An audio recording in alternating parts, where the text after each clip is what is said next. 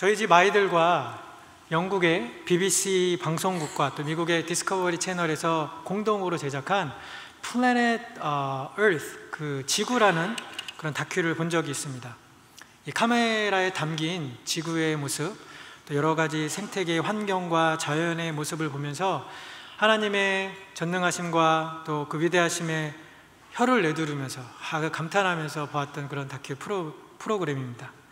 너무 아름답고 또 어떤 장면들은 너무 황홀하기도 하고 또 너무 신기한 영상들도 많이 있었는데, 이 자연의 모습을 있는 그대로 여과 없이 보여주려는 그런 제작자의 의도가 반영되어 있듯 사자나 또 치타, 또 늑대 같은 이 동물이 그 약한 영양이나 어린 새끼들을 공격하고 잡아먹는 그런 좀 잔인한 장면들도 생생하게 보여주었습니다.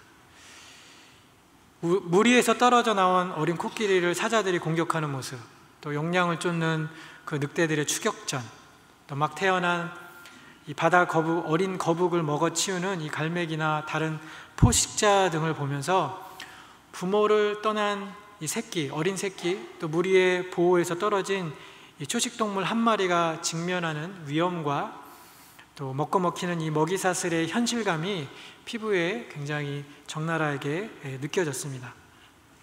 작년 가을에 한국에서 큰 사회적 이슈가 되었던 영화가 하나 있습니다.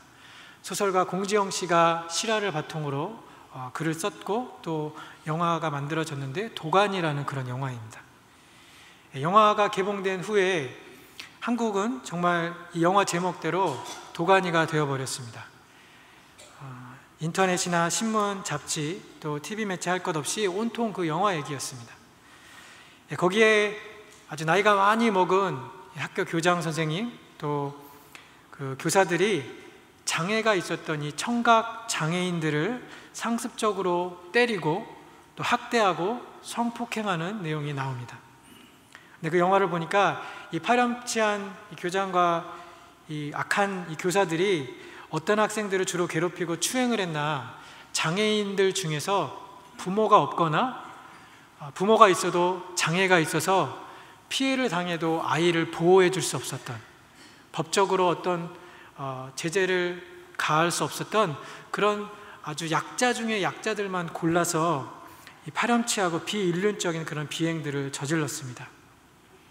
영화에 대해서 굉장히 할 말이 많지만 거두절미하고 오늘 이 설교와 관련돼서 제가 느꼈던 한 가지는 부모의 보호를 받지 못하는 이 장애우들, 이 사회적 약자들을 보면서 그들을 위한 이 울타리의 중요성에 대해서 생각해보는 시간이 되었습니다. 특히 오늘 본문 시편 23편에 다윗이 양과 목자에 대해서 이야기하고 있는데, 양에게 목자가 얼마나 필요한 존재인지 그 두 가지 다큐멘터리 또 도가니라는 그 영화의 그 영상들이 제 머릿속에 이렇게 오버랩 되면서 보호의 중요성에 대해서 묵상하는 시간이 되었습니다.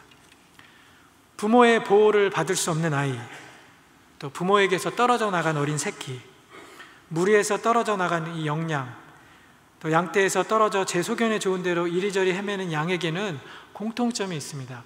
하나는 잠시 동안 그들이 자유롭게 보인다는 것이고, 다른 하나는 무리 안에 있고 또 부모 아래에 있고 또 목자 아래에 있을 때보다 더 큰 구속과 속박, 또 죽음의 위험이 그들을 기다리고 있다는 것입니다.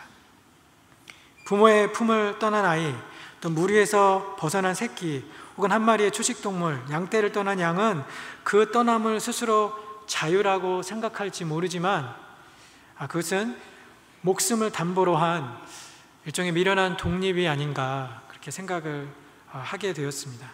성경에 보니까 예수님께서 이 공생의 사역을 시작하시면서 자기 마음대로 사는 이스라엘 백성들을 향하여서 그들이 주님의 눈에 포로되고 눈멀고 눌린 자라고 자유 없는 자라고 그렇게 말씀하셨습니다.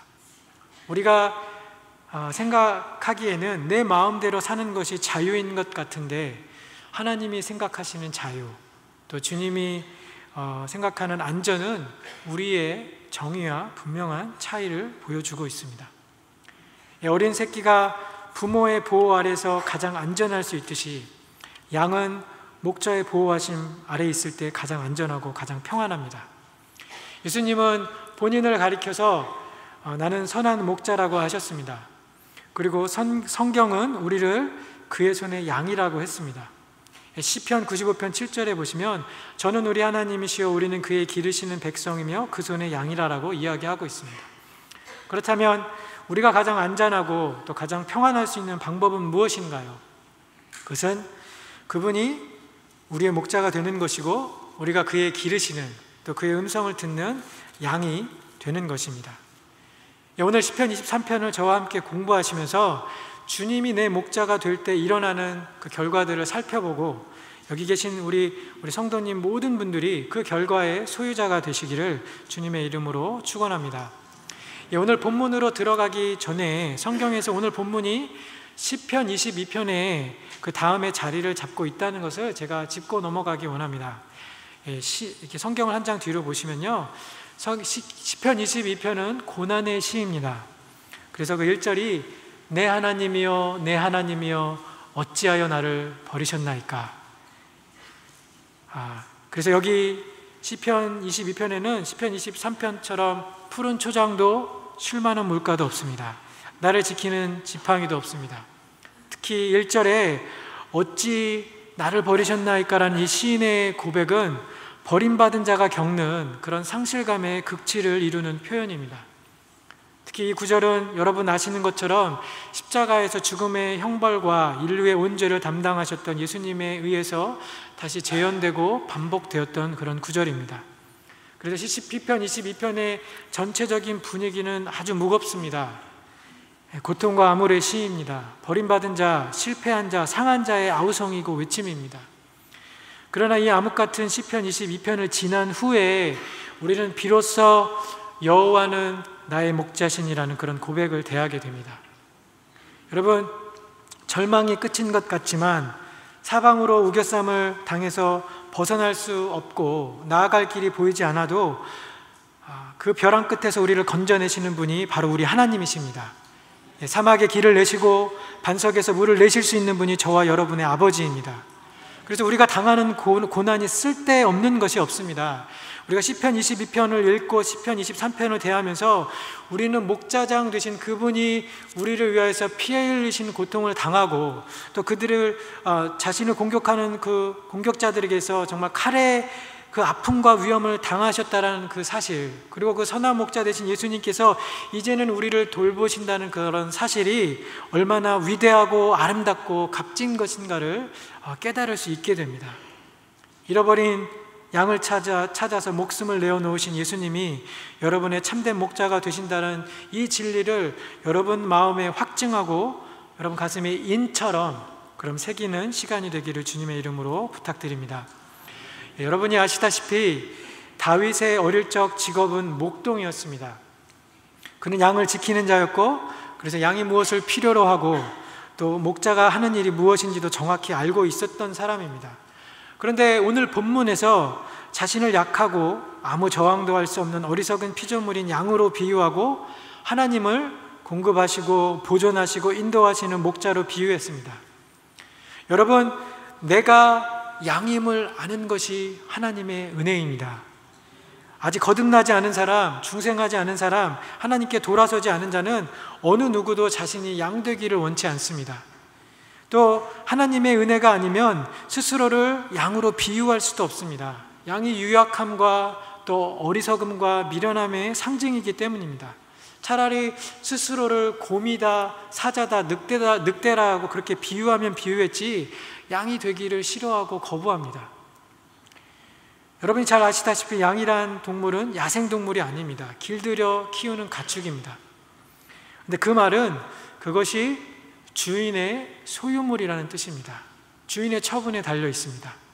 그런데 다윗이 오늘 자신의 양됨을 이야기한 것은 자신의 삶이 곧 목자의 소유임을 고백한 것입니다. 마치 토기가 토기장이의 손에 있음 같이 토기장이의 의도대로 토기의 모양이 만들어지고 의도가 그 용도가 결정되어지는 것처럼 다윗은 양이 목자에게 속하듯 자신이 하나님께 속한 자임을 알고 있었습니다. 여러분, 다윗이 깨달았던 것처럼 우리도 여호와께 속했다는 것을 알아야 할 것입니다.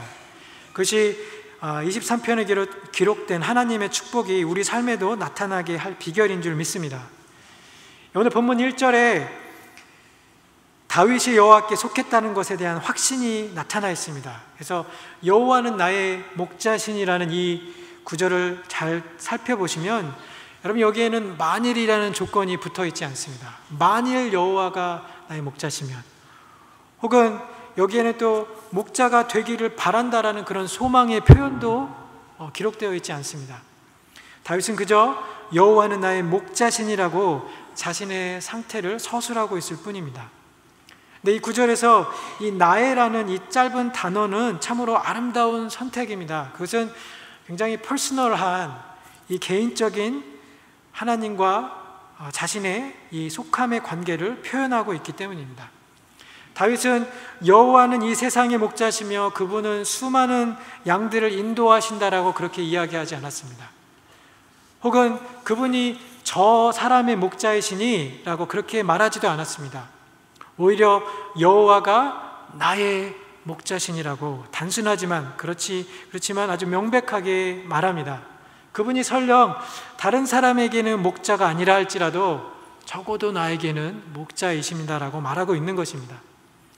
저는 여러분이 여호와는 나의 목자신이라는 말의 시제에도 주목하시기를 원합니다. 시제가 과거가 아니고 현재 시제입니다. 그분은 현재 나를 돌보시고 나를 지키시고 또 나를 보존하신다라는 말입니다. 이 말은 성도가 어떠한 상황 가운데 처했든지 지금 현재 여호와의 돌보심 아래 있다는 것입니다. 여러분의 현재가 하나님의 이러한 돌보심 가운데 있음을 확신하는 여러분들 되시기를 축원합니다. 그렇다면 주님이 내 목자가 되실 때 우리에게 허락되는, 내게 나타내는 축복은 무엇인가? 오늘 그 5가지로 제가 요약하면서 말씀을 드렸는데요. 다윗은 첫 번째 아주 간단하고 긍정적인 표현으로 이야기하고 있습니다. 저를 한번 따라해 보실까요? 내게 부족함이 없으리로다. 아멘. 이 말은 무슨 말인가요? 여호와께서 나의 목자가 아니라면 내 삶에 부족함이 있겠지만 주님이 내 목자가 되어주시면 내게 부족함이 끝이라는 말입니다. 그것은 하나님께서 나의 필요를 채워주실 수 있으시고 또한 그분은 그렇게 하시기를 기뻐하신다라는 다윗의 믿음이 담겨져 있습니다. 여러분, 다윗이 이렇게 고백했을 때 다윗의 삶에 부족함이 없었을까요? 아마 가장 부족하였을 시간이었을 것입니다. 여러분, 목동의 삶은 밑바닥 인생입니다. 우리 시대에 이 3D 직종을 사람들이 기피하듯이 그 시대에 양을 치는 것은 사람들이 기피하는, 그래서 다윗처럼 집안의 막내나 또 종들이 하는 가장 천하고 힘들고 인기 없는 일이었습니다. 그렇게 더럽고 천하고 또 알아주지도 않는, 보수도 없는 그런 허드렛 일을 하면서 그가 부족하지 않다라고 그렇게 이야기하고 있습니다. 다윗이 거짓말을 하는 것일까요? 실제로 모든 것이 부족한데, 실제로는 정말 모든 것이 필요한데, 여러분, 이 말의 뜻을 잘 이해하셔야 합니다. 부족이 없다는 것이 아니라 더 이상 부족하다는 생각이 들지 않는 것입니다. 내가 가진 것이 없다는 인식과 부족의 상태로 인해서 그 마음의 고통에 더 이상 시달리지 않는다는 뜻입니다. 때로는 내가 원하는 그런 것들을 모두 소유하지 못할 수도 있습니다. 많은 경우에 있어서 나보다 더 똑똑한 사람, 더 배운 사람, 더 가진 사람, 능력과 재주가 더 많은 사람을 만날 것입니다. 나보다 더 잘 되는 사람, 나보다 더 잘 나가는 사람, 나보다 더 성공하는 사람도 볼 것입니다. 그러나 그러한 사람을 만나도 상대적인 박탈감을 얻지 않습니다. 괴로워하지 않습니다. 자존감이 낮아지지 않습니다. 이런 상태를 이 NIV 영어 성경은 이렇게 적고 있습니다. I shall not be in want. 이 부족함이라는 히브리 원어가 하세르라는 단어인데요, 모자라다, 부족하다, 이 결핍하다라는 이런 이 부족의 상태를 이야기하고 있는데, 이 말은 내가 대궐에서 살게 되리라는 그런 이야기가 아닙니다. 이 말의 뜻은 부족함이 없다는 것이 아니라 원하는 것이 없다라는 이야기입니다. 다른 사람들이 부러워할 만한 것을 다른 사람은 가지고 있어도 내가 그것들을 갖고 싶은 마음이 안 드는 거예요. 그것을 갖고 싶어하는 원함의 상태에 내가 머물러 있지 않는다는 이야기입니다. 왜 그럴까요? 여러분, 어떻게 이런 마음의 상태를 유지할 수 있을까요? 어떻게 실제로는 모든 것이 부족하고 모든 것이 없어도 내가 상대적 빈곤감과 박탈감에 괴롭힘 당하지 않고 살 수 있을까요? 제가 비결을 알려드릴게요. 저를 한번 따라해 보시겠어요? 자족함. 자족함입니다. 나에게 족함이 있는 것을 아는 것입니다. 여러분, 내게 임한 하나님의 은혜가 족하다는 것을 알면 여러분이 가진 것이 없어도, 건강하지 못해도, 또 고난 가운데 있어도 감사할 수 있게 됩니다. 자족함이 있으니까 하박국 선지자가 얘기했던 것처럼 무화과 나무 잎이 마르고 포도 열매가 없고 논밭에 수출이 없어도 내가 여호와 한 분만으로, 그분만으로 기뻐하겠다, 감사하겠다, 그렇게 고백할 수 있게 되는 것입니다. 자족함이 있으니까 여러분, 그런 자족함이 있는 사람은 욕심이 없습니다. 또 불평도 없습니다. 영국의 싱크탱크인 신경제학 재단에서 삶의 만족도와 또 평균 수명과 생존에 필요한 면적과 에너지 소비량 등의 이런 여러 가지 환경적인 여건 등을 종합을 해서 행복 지수를 산정을 했습니다. 그리고 조사를 했는데 세계에서 가장 행복 지수가 높은 사람들이 호주 부근의 남태평양 바누아투라는 섬나라에 사는 사람들이었습니다. 여러분, 조그만 섬나라에 사는 사람들이 어떻게 행복 지수가 가장 높이 나왔을까요? 바로 자족함이 그 해답입니다. 이 사람들은 자기들이 가지고 있는 것을 족한 줄로 알았기 때문입니다. 여러분, 그 사람들에게 우리가 아이패드를 만약에 갖다 준다면 이 사람들이 좋아하겠습니까? 사용할 수 있는 인프라가 없는데 우리가 만약에 그 사람들에게 골프 클럽을 갖다 준다면 그 사람들이 기뻐하겠습니까? 동물 잡는 데는 훨씬 쓸 수 있겠죠. 여러분, 우리가 생각하기에 좋은 게 있어도 다른 사람이 생각하기에 필요한 것이 아니면 그 사람은 그 물건에 욕심내지 않습니다. 자족하는 마음이 있으면, 내게 임한 하나님의 은혜가 족한 줄을 알면 내게 부족한 것이 없다라고 우리가 말할 수 있게 되는 겁니다. 그러나 우리가 경험적으로 이 족함을 아는 것, 자족하는 것이 정말 쉽지 않습니다. 우리에게 늘 욕심이 있기 때문입니다. 그게 우리가 가진 원죄의 특성이에요.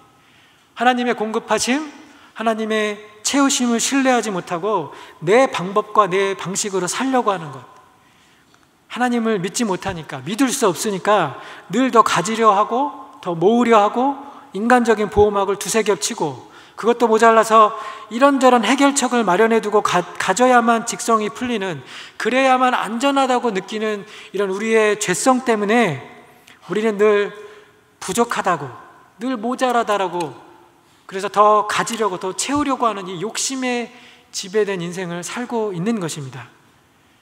우리가 자족함을 느끼려면, 부족함이 없다라고 말할 수 있으려면 이런 더 가지려는 욕심에서 해방되어야 합니다.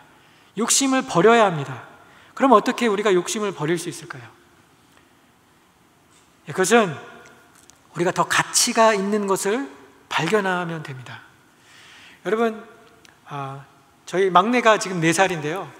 제 막내에게 제가 만약에 금괴하고 5불짜리 지폐하고 이렇게 내어놓고 둘 중에 어느 것을 가지라고 제가 물어보면 우리 아이가 무엇을 선택을 할까요? 5불짜리를 가져가겠죠? 우리 아이는 금괴를 본 적도 없고 금괴 사용해 본 적도 없습니다. 하지만 5불짜리는 본 적이 있으니까 그 가치를 아는 거죠. 금괴의 가치를 모르기 때문에 5불짜리에 집착을 하는 것입니다. 근데 제가 여러분에게 만약에 금괴하고 5불짜리 중에 어떤 거 선택하시겠습니까? 물어보면 여러분 무엇을 택하시겠습니까? 당연히 금괴 가져가시겠죠? 5불짜리 선택하는 건 제가 정신병원을 이렇게 알아봐야 될 겁니다. 100불의 가치를 아는 사람은 200불짜리 포기할 수 있습니다.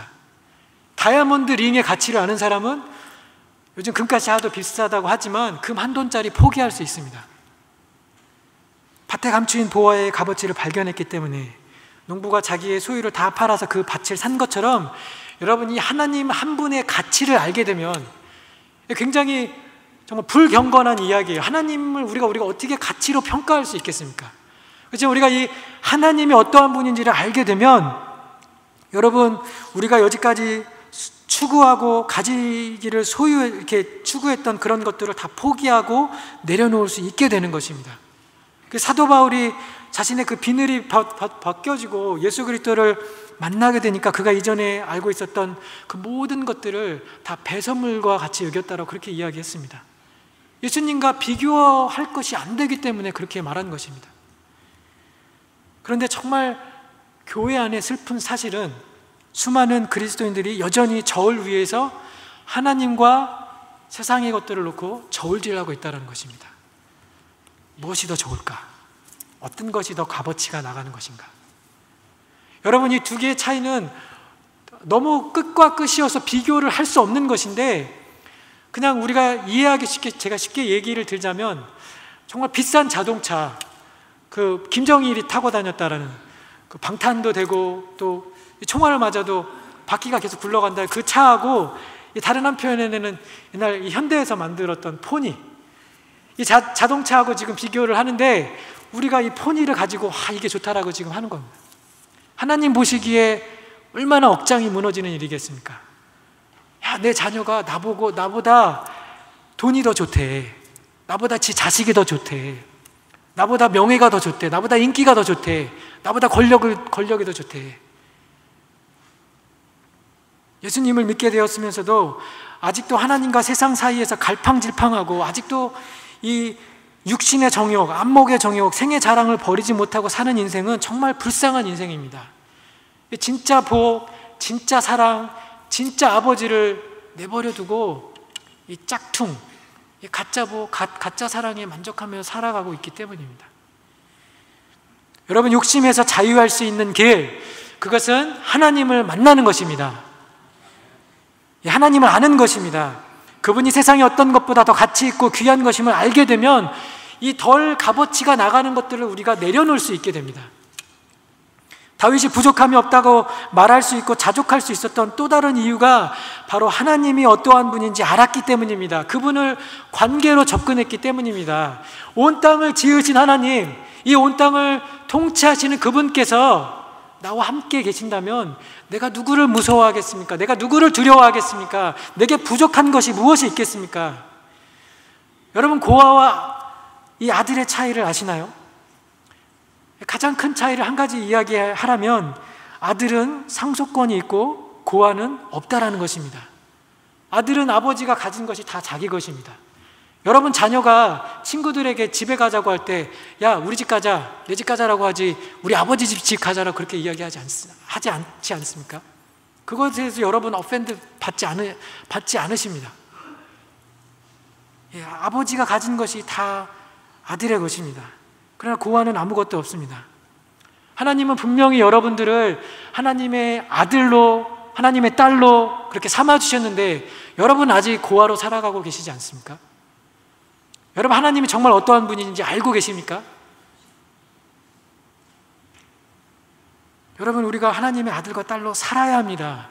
그래야 우리가 다윗과 같은 축복을 받을 수 있습니다. 다윗의 부족함이 없다는 고백은 물질에 있고 없음에 근거하지 않았습니다. 환난에 있고 없음에 좌지우지되지 않았습니다. 그것을 결정하는 조건, 그 유일한 기준은 누가 나의 목자인가, 주님이 나의 목자인가 아닌가로 결정되었습니다.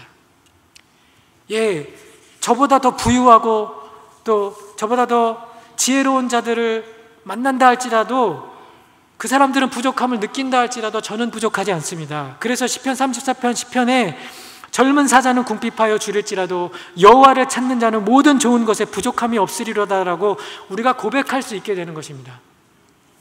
주님이 나의 목자가 되셔서 세상에 어떤 일이 일어난다 해도, 경제가 바닥을 치고 사람들이 나를 어렵게 하고 환난과 고통이 있고, 혹 내가 늙어서 몸이 약해지거나 질병에 걸리거나 혹은 정말 불의의 사고가 일어나서 죽음이 내 앞에 닥친다고 하여도 나는 부족함이 없을 것이다, 그렇게 고백할 수 있는 저와 여러분이 되기를 주님의 이름으로 축원합니다. 예, 주님을 목자로 삼은 자에게 임하는 이 두 번째 축복이 2절에 기록이 되어 있습니다. 그가 나를 푸른 초장에 누이시며 쉴 만한 물가로 인도하시는도다. 여러분, 여기서 푸른 초장은 하나님의 말씀을 뜻합니다. 왜 말씀이 푸른 초장이 되는가? 성도가 하나님께로부터 오는 참된 만족이 아닌 것으로 스스로 만족하는 것이야말로 그 사람이 얼마나 타락했는지를 이야기할 수 있는 척도가 됩니다. 하나님과 멀어지는 첩경입니다. 여러분, 영적인 회복과 소생은 언제나 하나님이 우리를 긍휼히 여겨주시는 은혜에 기초합니다. 그리고 하나님이 우리를 소생시키는 그 은혜의 역사는 우리가 당하고 있는 고난에 비례하는 것이 아니라 우리가 가진 마음의 가난함에 비례합니다. 그럼 이 심령의 가난함이 어떻게 생기나? 바로 말씀을 통해서 자신의 영적인 상태에 대해서 분명한 영적인 인식을 가질 때 생겨나게 됩니다. 이것이 말씀이 우리에게 푸른 초장이 되는 이유입니다. 말씀을 들을 때 우리의 심령의 상태를 인지하게 되고, 그래서 우리로 하여금 더 하나님 앞에 나아가도록, 하나님 앞에 집중하도록 그렇게 하는 것입니다. 참된 목자가 양을 풀이 무성한 목초지로 이동시키듯이 하나님은 우리를 말씀이 있는 곳으로, 우리의 영혼이 풍성함을 얻을 수 있는 곳으로 우리를 이끄십니다. 여러분, 풀을 준비하시는 분도 또 풀을 먹이시는 분도 우리 하나님이십니다. 목회자는 그냥 이 목장 입구에 서서 목장으로 오라고 소리를 지르는 그런 전달자일 뿐입니다. 여러분이 오늘 내가 온 것 같지만 말씀으로 여러분을 먹이시기 위해서, 꼴을 먹이기 위해서 주께서 여러분을 초청하시고 인도하신 것입니다. 부드러운 풀이 양에게 영양분을 공급하듯이 오늘 여러분이 듣는 주님의 말씀이 여러분의 양식이 되기를 축원합니다. 말씀은 끝이 없는 보고 같아서 들어도 우리에게 힘을 주고 우리를 다시 살릴 수 있는 영양이 풍부해서 이 말씀이 가까이 하는 자는 정말 만족함을 얻게 됩니다. 우리가 성경에서 약속의 말씀을 발견하고 믿음으로 그것을 받아들이면 우리는 초장에 누운, 푸른 초장에 누운 양과 같이 영혼의 풍족함을 누리게 되는 것입니다. 두 번째로, 목자가 인도하는 쉴만한 물가는 성령의 영향력과 은혜를 말합니다. 하나님의 영은 여러 가지 모양으로 우리를 도우십니다. 성령께서 우리를 위해 중보하시고, 또 우리의 죄를 지적하시고, 또 우리를 깨끗하게 하시고, 우리를 새롭게 하시고, 또 우리를 고치시고 회복시키십니다. 그래서 그분은 성난 독수리처럼 우리를 내쫓는 것이 아니라 비둘기같이 우리에게 임하시고, 몰아치는 돌풍이 아니라 조용히 내리는 이슬과 같은 분입니다. 사도행전에 정말 불과 같은 그런 성령의 역사도 있지만 그분이 우리 영혼에 오실 때에 대부분은 소란을 일으키지 않습니다. 크게 떠들어대지 않으십니다. 고요한 중에 성도들의 영혼을 만나고 또 만지십니다. 마치 해류가 깊은 물에서 조용히 흐르고 바다의 그 흐름을 결정하는 것처럼 성도들의 깊은 내면을 만지시고 고치시고, 그리고 사람들을 새로운 방향으로 이끌어 가십니다. 그들의 영혼을 평화로운 시냇가로 인도하시고 참된 쉼을 허락하십니다. 오늘 이러한 쉼의 역사가 여러분에게 임하기를 축원합니다. 오늘 본문 2절이 우리에게 가르치는 또 다른 중요한 영적 가르침의 하나는, 양된 우리가 스스로 초장과 물가로 갈 수 없다는 것입니다. 우리가 그곳에 가려면, 그곳에 이르려면 전적으로 목자의 인도하심을 받아야 합니다. 그러므로 다윗이 오늘 그가 나를 인도하신다라고 그렇게 이야기하고 있습니다. 내가 가는 것이 아닙니다. 목자의 인도함이 있어야만 갈 수 있는 곳이 푸른 초장과 쉴만한 물가입니다. 저는 여러분의 삶이 목자의 인도함 받는 삶이 되기를 원합니다. 우리가 인도함을 받으면 내가 있는 곳이 어디든, 내가 무엇을 하고 있든 그곳이 푸른 초장이 되고 쉴만한 물가가 되는 것입니다. 주님이 목자가 되실 때 얻는 이 또 다른 유익이 3절에 기록이 되어 있습니다. 우리 3절에 보시면 내 영혼을 소생시키시고 라고 그렇게 기록이 되어 있습니다. 여기서 소생시킨다라는 이 말, 이 히브리 원어는 슈브라는 그런 단어입니다. 근데 이 말의 뜻이요, 돌아오다, 회개하다, 회복하다라는 뜻을 가지고 있습니다. 여러분, 이 단어의 의미가 굉장히 중요합니다. 이 단어의 뜻대로 우리가 이야기하자면 영혼이 어떻게 소생함을 얻습니까? 우리가 돌아감으로, 우리가 회개함으로 회복을 얻게 됩니다. 참된 회복, 내 영혼이 다시 살아남은 우리가 돌아가야 합니다. 우리가 회개해야 합니다. 집을 나간 탕자가 집에 돌아와서, 아버지 품으로 돌아와서 자신의 죄를 고백하고 회개했을 때 쥐염 열매 먹으면서 돼지 우리에서 살았던 그 종의 신분에서 아들로 회복되었던 것처럼, 우리가 주님의 인도함을 받아서 이 푸른 초장, 하나님의 말씀이 있는 곳, 그리고 쉴만한 물가, 성령님의 일하신 가운데 놓여지면 우리에게 회복이 일어납니다. 여러분, 은혜가 없다고 생각하신 분들이 계신가요? 마음이 지치고 고단하신가요? 너무 삶이 힘들어서 고달프고 외로우신가요? 힘드신가요? 그러나 성경에서 이렇게 이야기합니다. 하나님이 구하시는 제사는 상한 심령이라, 주께서 상하고 통회하는 마음을 멸시치 아니한다라고 말씀하셨습니다. 우리가 그러한 마음 가운데 가난한 마음으로 하나님의 말씀을 듣고 성령의 인도함을 받으면 우리 마음 가운데 주님 앞에 돌아가고픈, 그래서 하나님께서 우리를 회복시키고 소생케 되는 은혜가 우리에게 임하는 것입니다. 그래서 여러분이 슬픔을 당하면 하나님은 우리를 위로하십니다. 우리를 새롭게 하십니다. 우리의 영혼이 죄를 지으면 그것을 지적하시고 또 새롭게 하시고 또 깨끗게 하십니다. 넘어지면 세우십니다. 약할 때 우리를 강하게 하십니다. 아프면 고치십니다. 이것이 회복의 의미를 가진 슈브라는 단어입니다. 오늘 이런 슈브의 역사를 경험하는 우리 성도 여러분들 되기를 축원합니다. 참된 목자를 가진 양에게 허락된 또 다른 축복, 이제 네 번째 축복은 주님의 동행과 안위함이라는 단어입니다. 주님의 위로입니다. 4절에 내가 사망의 음침한 골짜기로 다닐지라도 해를 두려워하지 않을 것은 주께서 나와 함께 하심이라, 주의 지팡이와 막대기가 나를 안위하시나이다. 여러분, 이 구절은 환난을 겪는 그리스도인들이 많이 암송하는 구절이기도 하지만, 특히 임종을 맞이하는 그런 분들에게 이 설교 구절로 많이 인용되는 구절이기도 합니다. 사망의 음침한 골짜기, 이 사망의 음침한 골짜기를 이 킹제임스 버전에는 이렇게 번역을 하고 있습니다. 사망의 그림자가 있는 골짜기, The Valley of the Shadow of Death. 여기 굉장히 중요한 신학적 의미가 담겨 있는데, 그것은 이 골짜기에는 사망의 본질은 사라지고 그림자만 있다라는 것입니다. 죽은 것 같지만 죽은 게 아니라는 말입니다. 또 여기에 이 섀도우, 이 그림자라는 단어에 한 가지 중요한 가정이 담겨 있는데, 그것은 그림자가 있는 곳에는 반드시 빛이 있다라는 것입니다. 여러분, 빛이 없이 그림자가 생길 수가 없겠죠. 우리의 순례 여행길에는 항상 죽음이 따릅니다. 성경도 사람이 죽는 것이 정한 이치라고 했습니다. 그러나 이 죽음은 적어도 성도에게는 하늘 가는 길을 비추는 그림자에 불과합니다. 여러분, 그림자를 두려워하는 사람이 없습니다. 그림자가 우리가 하고자 하는 일을 멈추게 할 수 없습니다. 사람들이 가장 무서워하는 이 죽음마저도 하나님의 백성에게는 그림자에 불과할 뿐입니다. 여러분, 개의 그림자가 우리를 물지 못하듯, 칼과 총의 그림자가 우리를 죽이지 못하듯, 죽음의 그림자도 우리를 멸망에 이르게 하지 못합니다.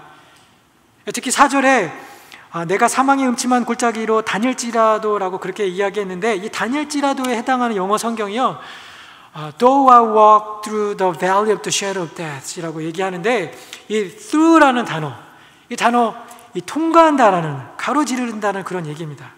그래서 우리가 죽음의 그림자가 있는 골짜기에 머물러 있는 것이 아니라 그것을 가로질러서 그것을 통과해서 걸어간다는 이야기입니다. 어떻게 해요? 하나님의 보호하심 가운데, 하나님의 동행과 하나님의 위로하심 가운데 주의 지팡이와 막대기가 나를 안위하시나이다. 그림자 같은 그런 죽음을 통과하는 과정에서도 주님의 끊어지지 않는 사랑이 나를 지키시리라 확신하는 것입니다. 여러분, 그래서 사도 바울처럼 우리도 고백할 수 있습니다. 죽음이나 생명이나 천사들이나 지옥의 권세나 현재일이나 장래일이나 능력이나 높은 것이나 깊은 것이나 그 밖에 어떤 피조물도 우리 주 그리스도 예수 안에 있는 사랑에서 우리를 끊을 수 없느니라. 여러분, 세상에서 가장 무서운 사람이 누구인 줄 아시나요? 오사마 빌라덴을 찾아온 그 네이비 실도 아니고요, 테러리스트들도 아니고요, 바로 죽음을 두려워 않는 사람들입니다. 죽음이 더 이상 위협이 되지 않는 사람들입니다. 에스더가 내가 죽으면 죽으리라 왕에게 그렇게 나아갔던 담대함은 어디에서 왔을까요? 바로 죽음의 골짜기를 통과해도 주의 지팡이와 막대기가 나를 지키리라. 오히려 죽음 저편에 그림자를 만드는 참 빛이 있다는 사실을 알 때 여러분, 우리는 두렵지 않고 우리는 겁나지 않습니다. 주님 한 분만으로 우리가 위로와 힘을 얻을 수 있습니다. 다윗이 오늘 사망의 그림자나 해악을 두려워하지 않는다라고 고백할 수 있었던 이유가 바로 이것입니다. 주께서 나와 함께 하심이라. 주께서 여러분과 함께 하심이라. 여러분, 이것이 그리스도인들의 즐거움입니다. 이것이 그리스도인들에게 주어진 하나님의 가장 큰 약속이고 우리를 가장 확실하게 책임져 주는 단어입니다. 이 말씀이 아브라함이 본토를 떠나게 했고요, 모세와 여호수아를 지도자 되게 했고, 또 이스라엘 백성이 가나안 땅 정복을 시작하게 했고, 예수님의 제자들이 사도 되게 했습니다. 그리고 시대를 거쳐 수많은 사역자들, 저를 포함해서 많은 목사와 그 선교사들이 하나님의 종이 종이 되도록 만든 그런 원동력이 된 단어입니다. 그래서 시편 기자가 이렇게 이야기합니다. 군대가 나를 대적하여 진칠지라도 내 마음이 두렵지 아니하며 전쟁이 일어나 나를 치려할지라도 내가 오히려 안연하리로다. 수많은 원수가 나를 대적할지라도 외롭지 않습니다. 우리가 두렵지 않습니다. 그리스도께서 나와 함께 하신다면 그것으로 충분합니다. 주님이 내 편이 되심으로 나는 모든 것을 가진 것입니다. 주님이 나와 함께 하심으로 나는 완전한 위로와 절대적인 안전을 확보한 것입니다.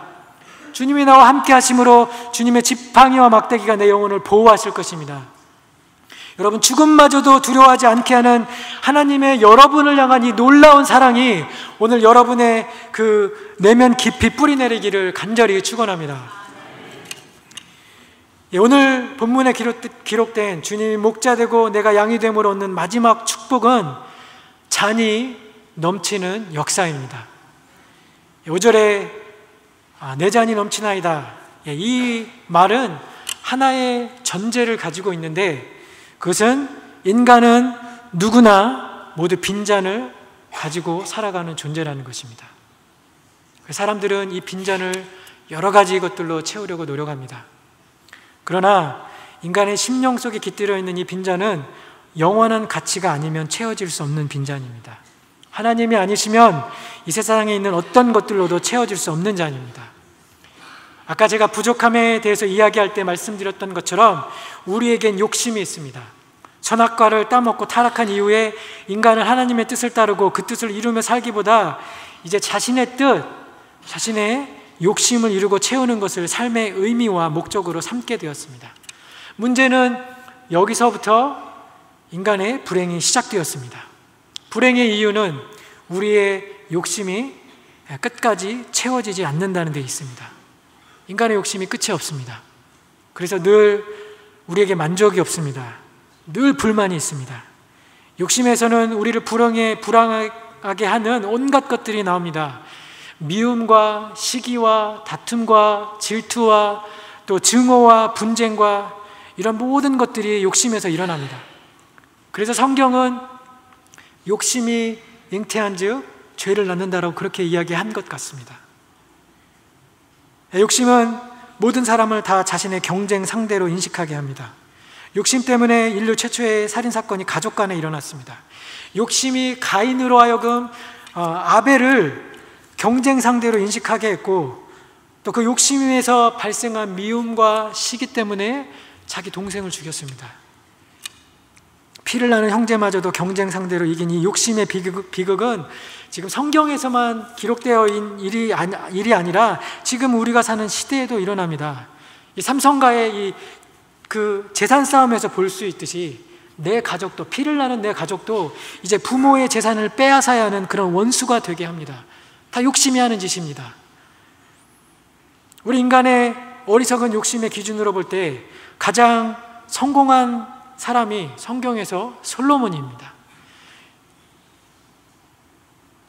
솔로몬은 우리가 욕심내는 부귀와 또 영화와 쾌락에 있어서 정말 전무후무한 삶을 살았던 사람입니다.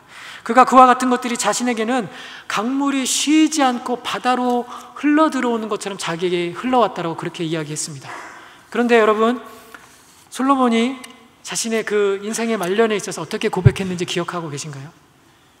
전도서에 그가 헛되니 모든 것이 헛되도다. 마치 한두 번 이야기해서는 충분하지 않다는 듯이 그가 5번이나 이야기하면서 그가 추구했던 부와 쾌락과 권력과 인기와 온갖 세상의 욕망들이, 그것에 대한 욕심들이 얼마나 헛된 것들이었는지, 얼마나 부질없는 것들이었는지 그가 자전적인 목소리로, 반선적인 목소리로 그렇게 고백했습니다. 여러분, 우리가 그의 이런 고백을 들을 때 우리는 솔로몬이 절대로 행복한 삶을 산 사람이 아니었음을 깨달아야 합니다. 그런데 다윗은 오늘 시편 23편에서 정말 기가 막힌 고백을 우리에게 해주고 있습니다. 내 잔이 넘치나이다라는 그런 고백입니다. 솔로몬의 고백과 정반대의 고백을 하고 있습니다. 어떻게 이렇게 다른 고백을 할 수 있을까요? 아버지와 아들이. 한 사람은 모든 것이 헛되다, 한 사람은 내 잔이 넘친다라고. 여러분, 이 대조적인 고백을 잘 생각해 보십시오. 다윗 역시 30대가 지나서 유다의 왕이 되고 이스라엘의 통치자가 되어서 어느 정도의 부귀와 영화와 또 명성을 얻기는 했지만 그의 내 잔이 넘치다라는 고백은 물질에 있고 없음, 그리고 자기가 지금 다스리고 있는 이스라엘의 평화와 안정에 있지 않았습니다. 제가 오늘 본문을 통해서 또 설교를 통해서 계속 반복되고 선포되었던 것처럼 두 사람의 차이, 그것은 여호와가 다윗의 목자가 되셨기 때문입니다. 다윗이 여호와 하나님을 자신의 목자로 삼고 하나님만 따르는 삶을 살았기 때문입니다. 이해가 되든 되지 않든 그가 하나님의 식과 하나님의 뜻을 고집하며 살았기 때문입니다. 여러분, 다윗은 정말 우리 인간의 상식으로서는 이해 안 되는 일을 많이 했습니다. 아니, 거의 그런 일들을 행하면서 살았습니다. 구체적인 한 가지 예로, 그는 자기를 죽이려고 쫓아다니는 사울을 단칼에 쳐 죽일 수 있는 그런 기회가, 절호의 기회가 있었음에도 불구하고 그것이 하나님께서 기뻐하시지 않는다는 그 단 하나의 이유만으로 사울을 죽이지 않고 살려보냈습니다. 그리고 또 바보스럽게 도망자의 삶을 살아갑니다. 또 자신의 목숨을 잃어버릴 만한 그런 상황을 겪습니다. 다윗은 사울을 살려보내는 일이 자신에게 손해가 되고 고통이 된다고 하여도 그것이 하나님의 뜻이고 또 하나님의 식이라면 서슴없이 그것을 실천하였던 사람입니다. 바보 같은 그런 선택을 실행하는데 주저하지 않았던 사람입니다. 그는 진실로 하나님으로 자신의 하나님을 삼은 사람이었고 여호와 하나님으로 자신의 목자를 삼고 그분의 인도만 따라 평생을 산 사람이었습니다. 물론 그 때문에 겪었던 그런 고난이 있었습니다. 하나님의 나라와 의 때문에 당하는 어려움이 있었습니다. 원수도 생겼고 자식에게 쫓겨나가는 어려움도 당했고 자식을 서로 죽이는 그런 아픔도 겪었고 사망의 음침한 골짜기를 가야만 했었습니다. 그러나 결국 다윗은 승리하는 삶을 살았습니다. 그리고 성경이 이야기하기를 하나님의 마음에 합한 자라는, 어느 사람에게도 비교할 수 없는 그런 하나님의 칭찬과 인정을 얻었습니다. 수도 없이 그렇게 많은 어려움과 고통을 겪었음에도 불구하고, 그를 죽음으로 몰아넣는 수많은 대적이 있었음에도 불구하고 하나님으로부터 받은 복이 너무 커서 그가 부족함이 없다라고 고백할 수밖에 없는 그런 인생을 살았습니다. 심지어 내 대적 앞에서, 내 원수들 앞에서 내게 상을 베푸시고 세우시고 높이시는 하나님의 은혜, 주님의 은혜가 내 삶에 넘쳤다고, 내 잔에 넘쳤다고 고백할 수밖에 없는 그런 삶을 살았습니다. 이 놀라운 삶의 비결, 단 하나의 조건, 그것은 여호와가 나의 목자신이라는 그런 믿음의 고백이었습니다. 여러분의 삶의 주인은 누구십니까? 누가 여러분의 목자입니까? 하나님을 믿는 성도는 예수를 믿는 목적이 여러분 세상에서 그냥 잘 살려고, 세상에서 형통하려고 믿는 것이 아닙니다. 그것들의 필요를 구태여 부인하거나 부정하지는 않겠지만 분명한 것은 그러한 것이 우리의 목적이 될 수도 없고 되어서는 안 될 것입니다. 우리가 정말 소망하고 우리가 욕심내어야 될 단 한 가지, 그것은 바로 여러분의 하나님이십니다. 그분의 뜻과 의를 구하는 삶입니다. 여러분의 마음, 여러분의 그 내면 깊숙한 곳에 담겨있는 그 빈잔을 여러분 무엇으로 채우시길 원하십니까? 자신의 영혼에 그 빈잔이 있고 삶의 모든 허무와 불만족이 그 빈잔으로부터 비록된다는 사실을 깨달은 사람들은 하나님을 바라보지 않을 수 없습니다. 하나님 앞에 나아가지 않을 수 없습니다. 여러분, 하나님을 주인으로 목자로 삼은 천국 백성의 삶은 세상 나라의 삶과 비교할 수 없습니다. 그 삶에 부족함이 없기 때문입니다. 그 삶에 푸른 초장과 쉴만한 물가가 끊이지 않기 때문입니다. 그 삶에 사망과 해악이 우리를 넘볼 수 없기 때문입니다. 승리와 영광이 있는 곳이기 때문입니다. 사랑하는 임마누엘 성도 여러분, 저는 여러분이 예수님 믿으시기를 축원합니다. 이 하나님을 목자 삼으시기를 주님의 이름으로 축원합니다. 여러분, 우리의 목적은 이 세상 나라가 아니라 하나님 나라입니다. 우리는 솔로몬과 같은 삶을 살기 위하여서 예수님을 믿는 것이 아니라 그 많은 것들을 가져도 모든 것이 헛되다라고 그 인생 말년에 그렇게 고백할 수 있는 불쌍한 인생을 살기 위하여서 예수님 믿는 것이 아니라 많은 고통과 고난과 어려움 가운데 있어도 내 잔을 채우시는 하나님의 은혜가 족하다, 그렇게 고백할 수 있는 다윗과 같은 삶을 살기 위하여서 예수님을 믿는 것입니다. 하나님의 나라 사모하십시오. 그분의 나라 꿈꾸십시오. 주님이 여러분의 목자가 되도록 그분의 양이 되십시오. 주님의 목소리를 청종하십시오. 그분의 인도함을 받으십시오. 무엇보다 그 하나님을 만나십시오. 그분을 여러분의 목자로 선택하십시오. 그러하면 오늘 시편 23편에 다윗이 고백하고 그에게 이루어졌던 축복이 저의 것과 또 여러분의 것이 될 줄을 믿습니다.